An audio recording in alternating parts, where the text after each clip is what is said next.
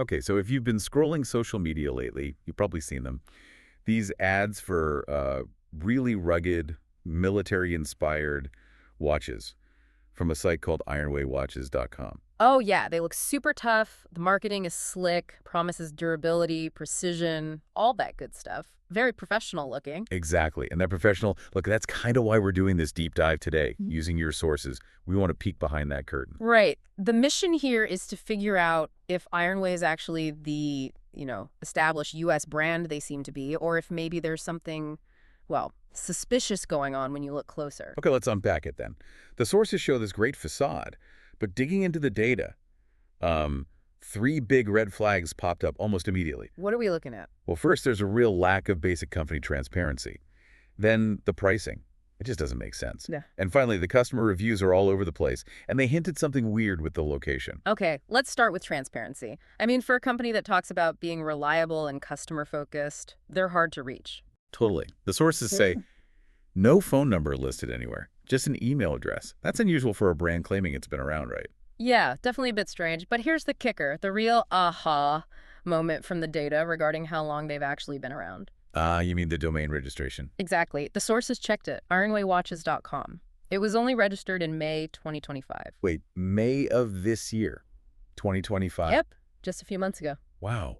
So all that marketing about being this, like, dependable, long-standing brand? It just doesn't line up. They talk like they have years of history, but their digital footprint is, well, practically brand new. That's a huge disconnect. It really suggests this whole thing was put up pretty quickly. Okay, so that's red flag number one. Mhm. Very new company, despite the image.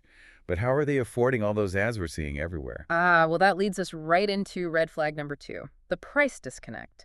Let's zero in on one specific watch mentioned in the sources, the Trailmaster 45. Right, the Trailmaster 45. What's the deal with that one? So Ironway sells it for about 119 pounds, give or take. That's what you, the customer, pay. Okay, seems maybe a bit pricey, but not outrageous for a supposedly tough watch. But wait, the sources found the exact same watch design, identical, available on sites like Alibaba, and the price there, My guess, lower. less than 10 US dollars. Get out, under $10. Compared to 190 pounds, that's an insane markup. Over 1,000%. Precisely. And they're not adding any special features or anything. It strongly suggests a classic dropshipping model. Explain that real quick. Sure, they don't hold any stock. You order the 119-pound watch, then they turn around and buy the $10 version from their supplier, probably in China, and have it shipped directly to you. So they never even touch the product. Likely not. And the big issue for you, the buyer, is quality control goes out the window. You're paying a premium price for what's essentially a cheap mass-produced item. The precision and durability claims become really questionable. Okay, that makes sense. And that model, it probably explains the third red flag too, right? The customer reviews. The sources said they were really mixed. Exactly. You see these glowing 5-star reviews, great watch, my son loves it, stuff like that.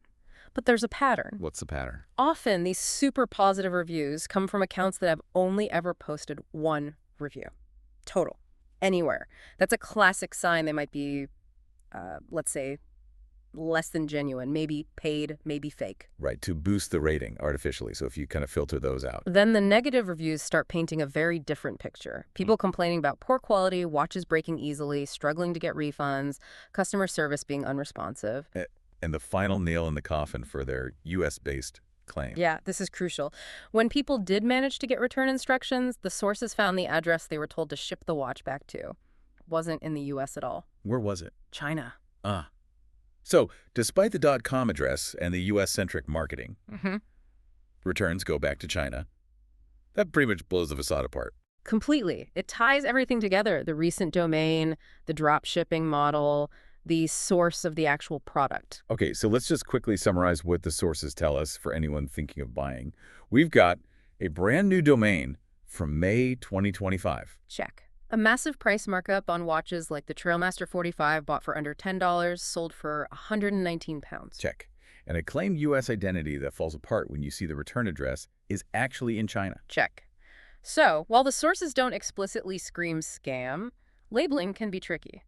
But these facts raise major questions about transparency and what you're actually paying for. The quality claims just don't seem to match the reality of the business model or the product source. Not really, no. So this brings us to the final thought for you, listening. If you come across any online store showing these kinds of signs, brand new site, huge markups, maybe some confusion about where they're actually located, Yeah. what's the one safety net you absolutely need to use? It's about how you pay, isn't it? Exactly. Always, always use a payment method that gives you strong buyer protection. Think credit cards or services like PayPal. Because if the company itself won't make things right, Your payment provider often will.